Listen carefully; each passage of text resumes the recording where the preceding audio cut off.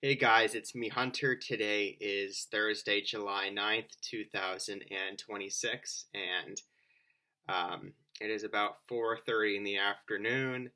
I had a job interview this morning. It went pretty well. Hopefully I get the job. We'll see how it goes. I'll be working at a high school if I get a job, but I had a job interview today. It went really well. Things are going well. I'm enjoying my summer break. I decided to make this video clip because we need to talk about something that's pretty serious. I don't know if many people know of Kentucky Senator Mitch McConnell, but he was hospitalized on June 14th.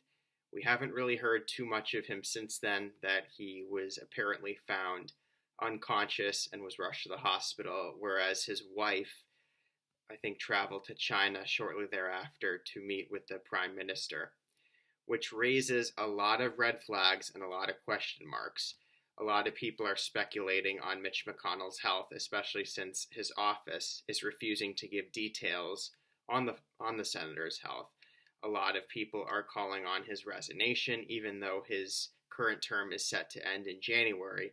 There's a lot of questions on if he's even going to make it to January, let alone he might not live much longer. And some people are claiming that Republicans are stonewalling him because they want to keep the power for the midterms this November. And apparently there's some special election in Kentucky on August 3rd, so there's claims that they're trying to keep him alive till August 3rd, but we don't know too much about what's going on. But what we do know is this: Mitch McConnell is 84 years old. He's been the sitting senator of Kentucky since 1985. He's been in office for over 40 years. He is set to finish his seventh term in January, if he makes it to January, which is almost certainly he won't. And there's going to be a lot of discussion. You know, we have the midterm elections coming up, and everyone knows that Republicans only care about one thing, and they just want to hold on to power, and they want to be in charge of this country. And if we look at the long-lasting legacy of Mitch McConnell, assuming he doesn't have much time left, Mitch McConnell has a record of making sure Republicans are running the country. Pretty simple. So he was known to have packed the Supreme Court with conservative justices. His goal back in the early 2000s was to make President Obama a one-term president. In 2011, he held several press conferences saying, "For the last 3 years, my team and I have been focused on one thing, and that is to make sure Obama is a one-term president."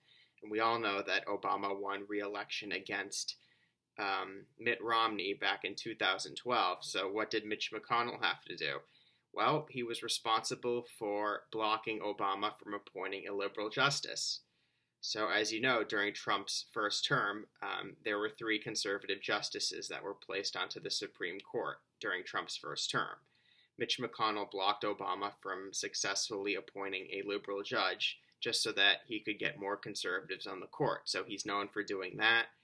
And his biggest responsibility was he finally denounced Trump on January 6, 2021, saying that Trump was wrong to have caused an insurrection and a mob attacking the U.S. Capitol. So he finally denounced Trump back in early 2021. And a lot of people that have not been fans of Mitch McConnell, myself included, were given a sliver of hope that maybe he would hold Trump accountable and vote him guilty.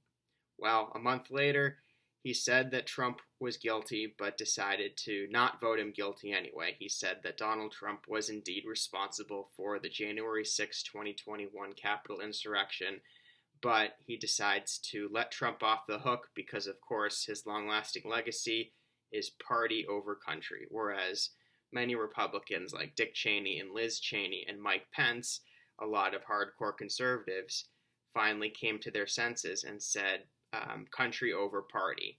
So the long-lasting legacy of Mitch McConnell is going to be he has spent his entire time in the Senate making sure that people don't have access to much-needed health care, while aging politicians like him are getting top-notch health care. Hence, that's probably why he's still alive. I mean, we don't really know much about him, but, at this point, it's not looking too good, and I think a lot of people are sort of reflecting on what this is going to be. And we're hopeful that, maybe the Democrats will take over the House. I think that's going to happen, but we'll see what happens for sure. But that's for another video. So hope everyone likes this video. Sorry if it's not very positive, but I'm just being truthful here, and I hope everyone has a great day and a good upcoming weekend. Take care. Peace out.